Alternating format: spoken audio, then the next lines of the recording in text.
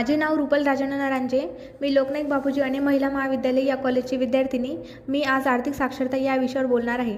आर्थिक साक्षरता म्हणजे काय? आर्थिक संकल्पनाची माहिती व त्या माहितीचा वापर करण्याची क्षमता, तसेच निर्णय घेण्यासाठी आणि समस्या सोडवण्यासाठी आर्थिक तर्क वापरण्याची क्षमता म्हणजे आर्थिक साक्षरता होय. व्यक्तींना त्यांच्या स्वतःच्या आर्थिक कल्याणाबाबत तसेच त्यांच्या समुदायाचे कल्याण होण्याच्या दृष्टीने फायदेशीर निर्णय घेण्यासाठी ही आर्थिक साक्षरता आवश्यक आहे.